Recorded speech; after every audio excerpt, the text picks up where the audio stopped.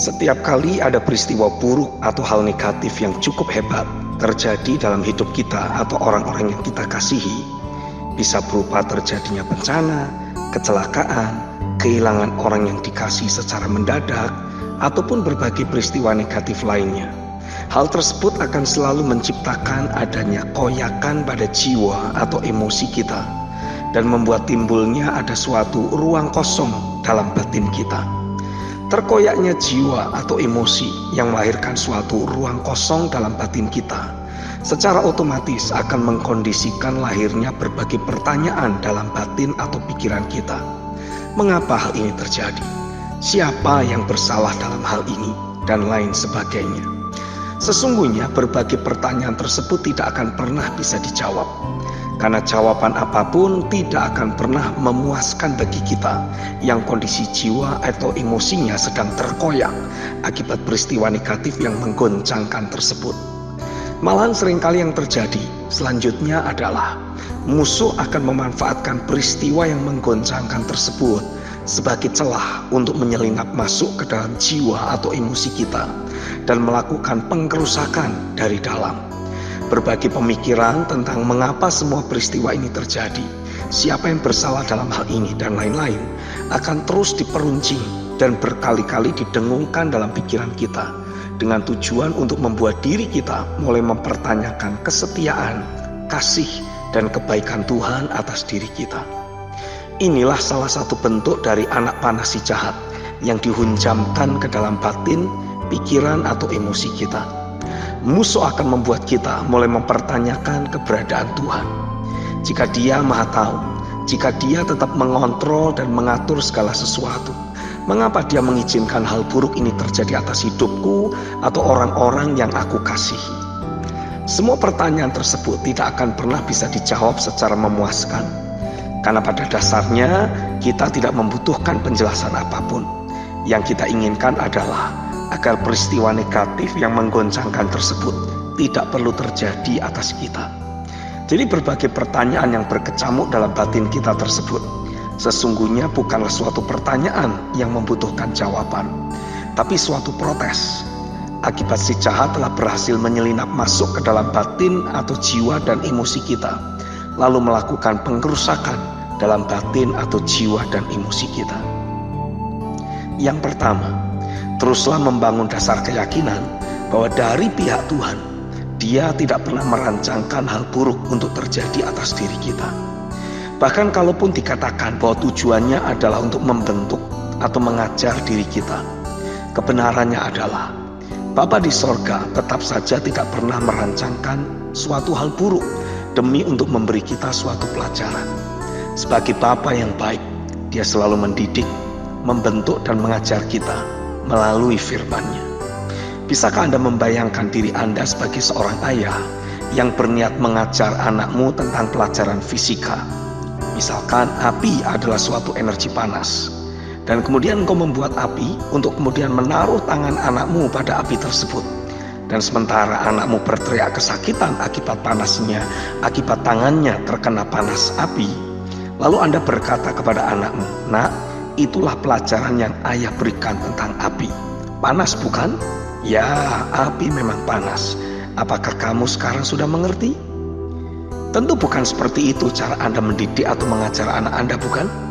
Jika kita sebagai seorang ayah yang masih memiliki banyak kelemahan saja, tidak akan pernah mempergunakan cara-cara yang menggoncangkan terhadap anak-anak kita. Terlebih lagi Bapa di sorga, Dia adalah pribadi yang terlalu baik bagi kita sebagai anak-anaknya.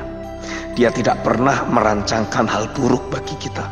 Sebaliknya, rancangan-rancangan yang Dia miliki untuk keberadaan kita selalu berupa rancangan damai sejahtera yang memberikan kepastian untuk masa depan yang penuh pengharapan. Kitab Yeremia pasal 29 ayat yang ke-11 mencatat, "Sebab aku ini mengetahui rancangan-rancangan apa yang ada padaku mengenai kamu, demikianlah firman Tuhan, yaitu rancangan damai sejahtera dan bukan rancangan kecelakaan, untuk memberikan kepadamu hari depan yang penuh harapan." Lukas pasal 11 ayat 11-13 menulis, "Bapa manakah di antara kamu, jika anaknya minta ikan daripadanya, akan memberikan ular kepada anaknya itu ganti ikan. Atau jika ia minta telur, akan memberikan kepadanya kalajengking. Jadi jika kamu yang jahat tahu memberi pemberian yang baik kepada anak-anakmu, apalagi Bapamu yang di sorga, ia akan memberikan Roh Kudus kepada mereka yang meminta kepadanya. Lalu dalam Mazmur 92 ayat yang ke-12 sampai 15, Alkitab menuliskan, orang benar akan bertunas seperti pohon korma, akan tumbuh subur seperti pohon aras di Libanon. Mereka yang ditanam di bait Tuhan akan bertunas di pelataran Allah kita. Pada masa tua pun mereka masih berbuah, menjadi gemuk dan segar, untuk memberitakan bahwa Tuhan itu benar, bahwa Ia gunung batuku dan tidak ada kecurangan padanya.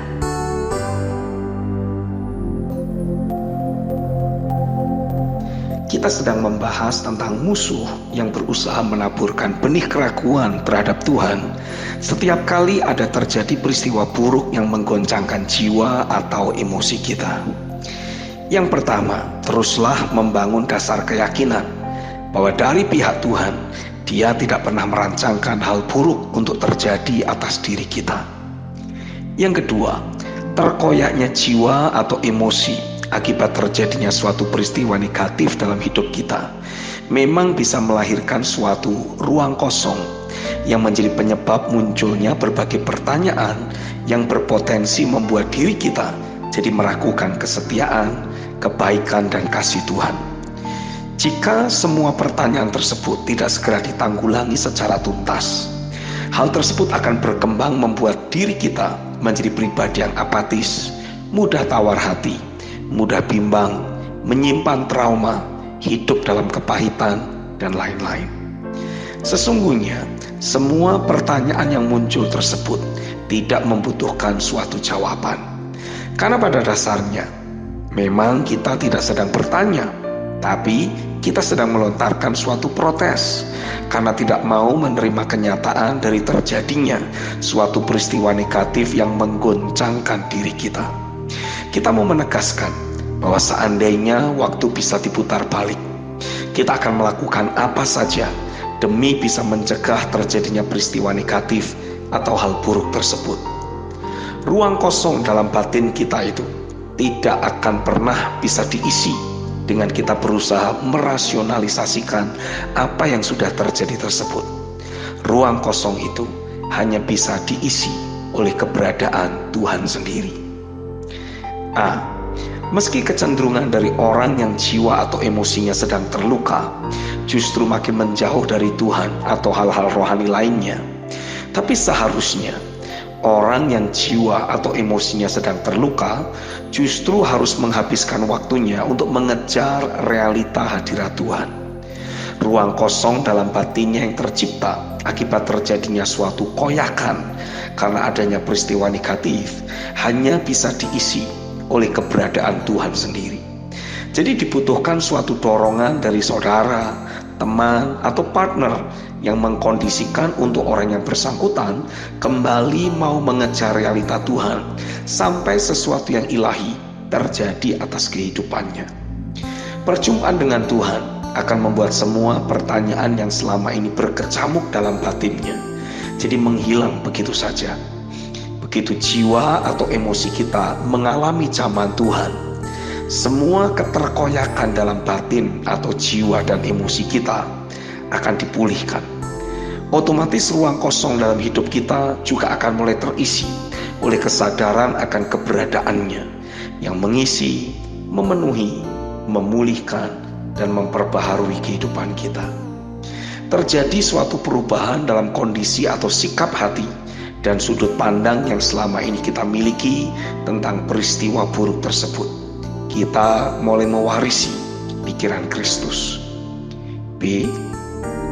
Pada saat saya menulis penjelasan di atas, saya seperti menerima suatu penglihatan rohani yang dari Roh Kudus. Saya seperti dibawa untuk melihat suatu tanaman buah-buahan. Saat tumbuhan tersebut sedang berbunga sebagai bakal buah, ada seperti serangga yang masuk ke dalam bunga atau bakal buah tersebut dan menaruh telur-telurnya di dalam bakal buah tersebut. Segera sesudahnya, sang serangga segera pergi meninggalkan bakal buah tersebut dengan ada telur-telur larva di dalamnya. Di saat bunga tersebut mulai membentuk suatu buah, telur larva atau anak serangga tersebut juga ikut menetas di dalam bakal buah tersebut. Bersamaan buah tersebut semakin bertambah besar, demikian pula si larva atau anak serangga tersebut. Dan si larva tersebut mulai menggerogoti bagian dalam dari buah yang ada. Dari luar, buah tersebut terlihat bagus, tidak ada masalah. Tapi bagian dalam dari buah tersebut sudah rusak oleh karena perbuatan si larva.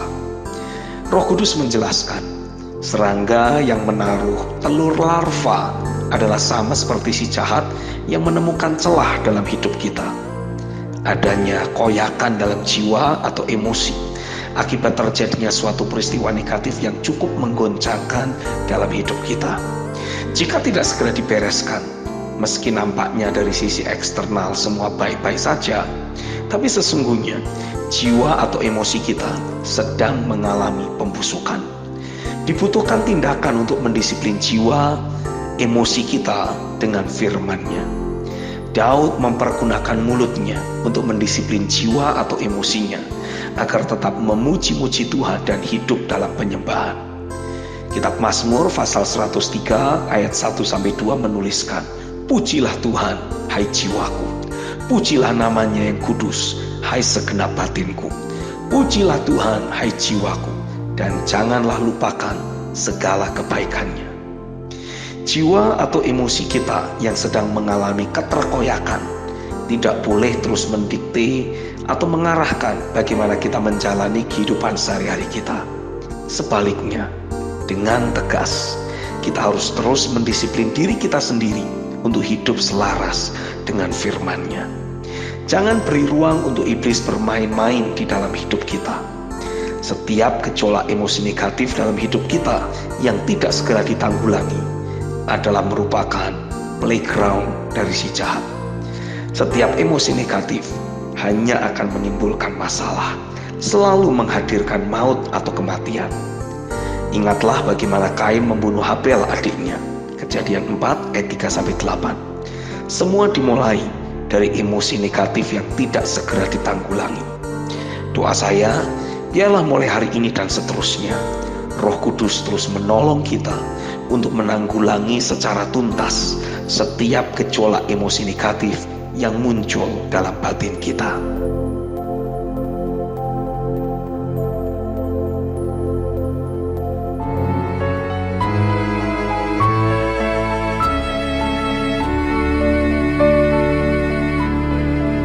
Dari message kemarin kita sedang membahas tentang upaya musuh yang terus berusaha memanfaatkan berbagai peristiwa buruk yang menggoncangkan untuk menaburkan benih keraguan terhadap kasih dan kesetiaan Tuhan dalam hati manusia atau orang percaya.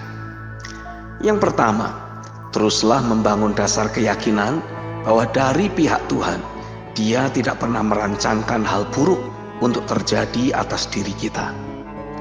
Yang kedua, terkoyaknya jiwa atau emosi akibat terjadinya suatu peristiwa negatif dalam hidup kita memang bisa melahirkan suatu ruang kosong yang menjadi penyebab munculnya berbagai pertanyaan yang berpotensi membuat diri kita jadi meragukan kesetiaan, kebaikan, dan kasih Tuhan. Jika semua pertanyaan tersebut tidak segera ditanggulangi secara tuntas, hal tersebut akan berkembang membuat diri kita menjadi pribadi yang apatis, mudah tawar hati, mudah bimbang, menyimpan trauma, hidup dalam kepahitan, dan lain-lain. Yang ketiga, penyebab dari masih adanya berbagai hal negatif atau peristiwa buruk adalah karena masih bekerjanya kuasa dosa atas alam semesta ini, termasuk atas keberadaan manusia. Dalam Roma 8 ayat 19-20 dalam terjemahan firman Allah yang hidup dituliskan, "Karena dengan sabar dan penuh harap, segala ciptaan menantikan hari Allah akan membangkitkan anak-anaknya. Sebab pada hari itu, duri dan onak, dosa, kematian, dan kebusukan, yaitu hal-hal yang dahulu mengalahkan dunia dengan paksa atas perintah Allah, akan lenyap semuanya. Dunia sekeliling kita akan turut menikmati kemuliaan bersama-sama dengan anak-anak Allah yang telah dibebaskan dari cengkraman dosa. Sumber permasalahan di bumi atau alam semesta ini adalah manusia yang sudah jatuh dalam dosa. Lihat saja berbagai peristiwa buruk yang terjadi di sekitar kita dan memberi dampak negatif yang menggoncangkan, seperti bencana alam, musibah, kecelakaan, pembunuhan, dan lain-lain. Semua seringkali melibatkan adanya peran manusia yang masih dikuasai dosa dalam bentuk ketamakan, kebencian, kemarahan yang tidak terkendali, dan lain-lain. Meski seringkali semua peristiwa buruk tersebut tidak terjadi secara langsung akibat tindakan atau peranan manusia, tapi berulang kali juga didapati adanya unsur keterlibatan manusia. Hanya manusia yang sudah berubah, sudah menerima pembenaran dari Allah melalui korban Kristus, dan memilih untuk terus hidup dalam kebenaran, hanya melakukan hal yang benar, bahkan kalau dibutuhkan, bersedia membenahi segala tindak ketidakakuratan dirinya di masa lalu. Melalui orang-orang yang sudah berubah nature-nya inilah, pembaharuan di segala aspek hidup akan dapat terjadi. Bayangkan jika ada 10 atau bahkan 100 saja orang percaya yang berkecimpung dalam dunia bisnis dan mengalami perubahan hidup seperti yang terjadi atas Zakius. Lukas 19 ayat 1-10.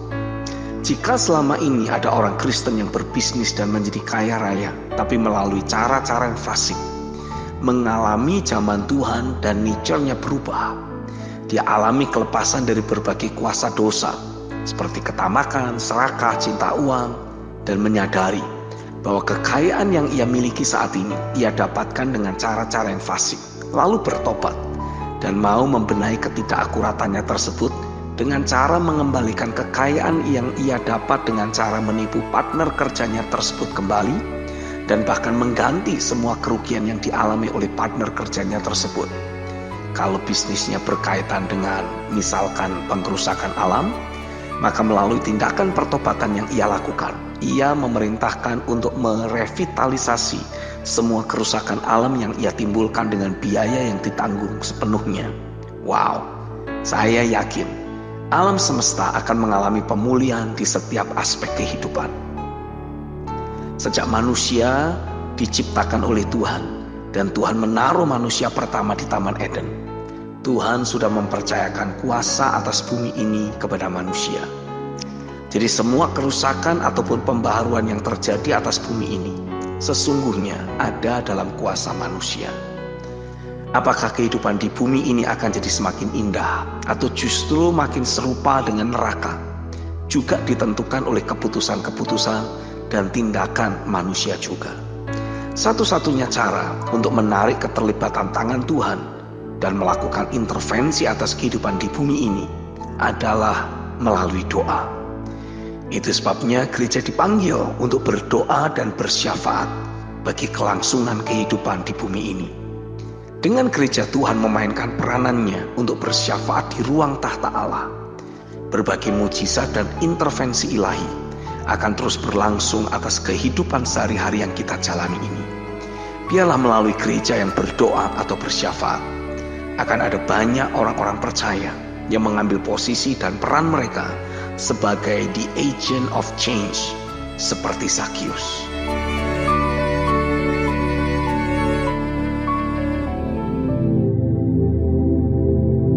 Message ini adalah merupakan penutup dari message selama beberapa hari terakhir. Beberapa poin penting yang harus terus kita ingat dari message kemarin. Yang pertama, teruslah membangun dasar keyakinan bahwa dari pihak Tuhan, Dia tidak pernah merancangkan hal buruk untuk terjadi atas diri kita. Yang kedua, terkoyaknya jiwa atau emosi akibat terjadinya suatu peristiwa negatif dalam hidup kita memang bisa memunculkan suatu ruang kosong dalam batin kita. Adanya ruang kosong tersebut akan membuat iblis jadi selalu memiliki celah untuk memunculkan banyak pertanyaan yang tujuannya adalah membuat kita jadi meragukan kasih dan kesetiaan Bapa dalam hidup kita. Yang ketiga, penyebab masih adanya berbagai peristiwa negatif di atas muka bumi ini adalah karena masih bekerjanya kuasa dosa di dalam dan melalui orang-orang tertentu yang memang memberi diri untuk diperhamba oleh dosa dalam kehidupan sehari-hari mereka. Yang keempat, realita keberadaan Tuhan yang bermanifestasi dan mengisi setiap relung hati atau batin manusia adalah merupakan satu-satunya solusi yang bakal membuat keberadaan dan kehidupan manusia kembali menjadi normal dan seimbang. Tidak semua orang percaya pernah mengalami perjumpaan pribadi dengan realita keberadaan Tuhan dalam hidupnya. Itu sebabnya masih ada begitu banyak orang percaya yang mengiring Tuhan, bahkan terlibat dalam pelayanan, dengan masih terus membawa luka-luka atau trauma, atau bahkan ruang kosong dalam batinnya. Hal ini menjadi salah satu alasan mengapa hingga sekarang kita masih terus berinteraksi dengan banyak orang percaya yang hidup dalam kedagingan atau kemanusiawian. Tanpa masing-masing individu orang percaya mengalami perjumpaan pribadi dengan Tuhan dan mengalami setiap ruang kosong dalam batinnya dipenuhi dengan realita keberadaan dan kasih Tuhan, sesungguhnya ia akan tetap menjadi orang percaya yang rentan untuk dimanipulasi oleh si jahat. Akan selalu ada celah untuk iblis menyelinap masuk ke dalam hidupnya dan terus menaburkan berbagai benih keraguan, kelemahan, serta ketawaran hati dalam hidupnya. Melalui artikel ini, Roh Kudus menaruh satu doa dalam batin saya untuk setiap kita yang hingga sekarang masih mendapati adanya ruang kosong dalam batinnya. Bapa, aku meminta untuk Engkau bisa mencurahkan anugerah-Mu ke dalam kehidupan setiap orang percaya yang secara sadar ataupun tidak masih memiliki ada ruang kosong dalam batinnya. Tariklah kehidupan mereka untuk mendekat kepadamu. Tolong mereka untuk melihat adanya jalan di dalam roh, guna memasuki ruang tahta kasih karunia-Mu. Jangan biarkan mereka terus mengembara dalam kehidupan ini dengan membawa jiwa yang terkoyak. Aku memohon kepadamu, penuhi batin mereka dengan realita keberadaan-Mu. Saat saya menuliskan doa di atas, saya bisa merasakan tercurahnya lingkupan hadirat Tuhan dan Roh Kudus memberikan suatu penglihatan rohani. Saya dibawa untuk melihat adanya bagian-bagian tubuh seseorang yang mengalami luka-luka. Tapi lukanya tersebut sudah membusuk dan penuh nanah. Bahkan di beberapa bagian tubuh tersebut, seperti sudah keluar adanya ulat atau belatung-belatung kecil. Lalu saya melihat seperti ada suatu tangan yang seperti melakukan operasi dan membersihkan semua luka yang membusuk, bernanah, dan penuh ulat atau belatung tersebut. Dan setelah selesai dibersihkan, tangan tersebut seperti menuangkan suatu cairan yang seperti darah segar. Dan ajaibnya, luka menganga yang ada seketika sudah menutup dan muncul kulit baru yang menutup luka tersebut secara sempurna. Dan Roh Kudus memberikan suatu pernyataan. Aku sedang terus mengoperasi dan membersihkan kehidupan umatku yang selama ini membawa banyak luka dan pembusukan akibat berbagai peristiwa negatif yang ia alami. Dan aku mencurahkan kasih-Ku yang tanpa syarat, yang sempurna ke dalam kehidupan masing-masing individu anak-anak-Ku. Kasih-Ku itulah yang bakal menyembuhkan dan memulihkan kehidupan umatku. Tidak peduli sehebat apapun pengalaman buruk yang pernah mereka alami di masa lalu. Tidak peduli sebesar apapun koyakan yang mereka alami dalam batin, jiwa atau emosi mereka. Kasih-Ku selalu sanggup untuk memulihkan keberadaan mereka secara sempurna. Terimalah pencurahan kasih-Ku itu. Kitab Efesus pasal 3 ayat 14-18 dalam terjemahan firman Allah yang hidup menuliskan, bila mana aku merenungkan kebijaksanaan dan kebesaran rencananya, saya bersujud dan berdoa kepada Bapa yang mengepalai keluarga Allah yang besar itu. Sebagian anggotanya sudah berada di sorga dan sebagian lagi masih di dunia ini. supaya dari kekayaannya yang penuh kemuliaan dan tidak terbatas itu, Ia akan menguatkan saudara dengan kuasa Roh Kudus. Saya berdoa kiranya Kristus makin lama makin senang berdiam dalam hati saudara karena iman saudara kepadanya.